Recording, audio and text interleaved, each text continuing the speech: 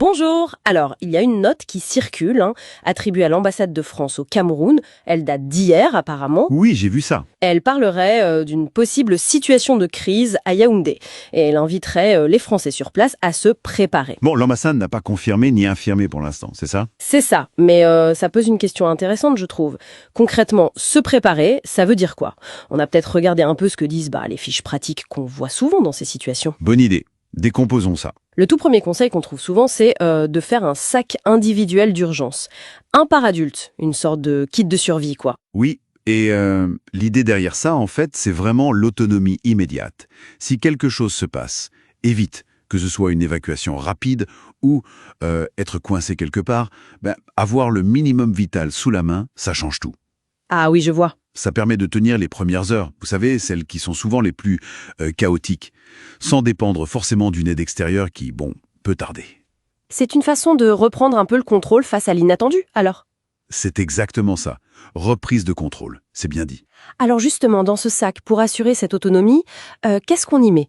Les fiches, elles insistent sur plusieurs points clés. D'abord les papiers. Essentiel. Copie de passeport, la carte consulaire, cette fameuse carte d'inscription au registre, si possible plastifiée, l'assurance, des photos d'identité, enfin tout ce qui prouve qui on est, quoi. Exactement. L'identification, c'est vraiment la base. Et puis, il y a tout ce qui est communication et orientation. Comme quoi, par exemple?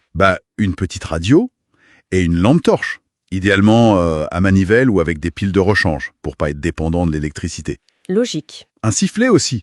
Ça paraît tout bête, mais pour se signaler dans le bruit ou la nuit, c'est très efficace. C'est vrai, on n'y pense pas forcément. On ajoute aussi de quoi répondre aux besoins primaires, j'imagine. Oui, voilà. Des pastilles pour purifier l'eau, ça c'est crucial. Un nécessaire d'hygiène vraiment minimal. Peut-être un petit truc à grignoter. Un en-cas. D'accord. Et des outils? Des outils simples. Un canif multi-usage, ça dépeine toujours. Un peu d'argent liquide aussi, en petite coupure. Ah oui, parce que les distributeurs... Exactement. Ou les paiements par carte, ça peut vite être hors service. Et puis, un double des clés importantes. Voiture, maison... D'accord. Ce qui est intéressant, c'est que tout ça vise la polyvalence et la fiabilité.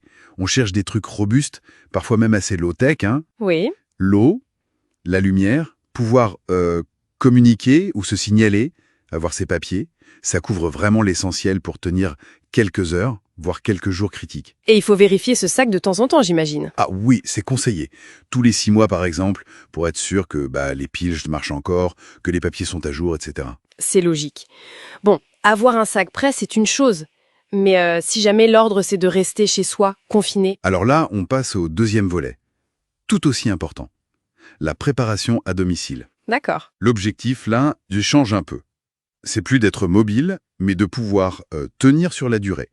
De créer une sorte de bulle d'autonomie temporaire chez soi. Une bulle d'autonomie. Et pour ça, les conseils, c'est quoi? Les réserves, j'imagine. Principalement, oui. De l'eau et de la nourriture non périssable. La règle qu'on entend souvent, c'est viser au moins 3 jours d'autonomie par personne. 3 jours? Oui. Alors, pour l'eau, on compte à peu près 2 litres par personne et par jour. Et pour la nourriture, des conserves, du riz, des pâtes, des biscuits. Des trucs qui se gardent longtemps. Et un ouvre-boîte manuel. Faut pas l'oublier, celui-là. Ah oui, très important, l'ouvre-boîte manuel. Pourquoi 3 jours, d'ailleurs, spécifiquement? 3 jours, c'est souvent considéré comme le délai, on va dire, moyen, avant que les secours organisés puissent vraiment prendre le relais ou que la situation commence un peu à stabiliser. C'est une référence, quoi. D'accord. Et à part l'eau et la nourriture? On retrouve un peu les mêmes choses que dans le sac d'urgence, mais en plus conséquent peut-être. De l'éclairage de secours, bougies, lampes, une radio encore, elle, et surtout une trousse de premier secours bien fournie. Ah oui, la trousse de secours, ça, c'est crucial si on ne peut pas sortir ou si les secours sont débordés. Exactement. On y met quoi dedans, typiquement? Des antiseptiques, des pansements? Oui, pansements variés, compresses, gauzes, sparadrap. De quoi gérer la douleur aussi, genre paracétamol. Les médicaments personnels, si on a un traitement, bien sûr. Sérum physiologique, couverture de survie. Le minimum pour les petits bobos et les besoins de base, quoi. C'est ça. Il faut pouvoir gérer soi-même les petits pépins de santé et les besoins médicaux courants. L'idée générale, avec l'eau, la nourriture, les soins, la communication, c'est de réduire la pression sur les services d'urgence. Une sorte de résilience collective qui commence par soi-même, en quelque sorte. C'est un peu ça, oui. Une préparation individuelle et familiale qui aide tout le monde au final.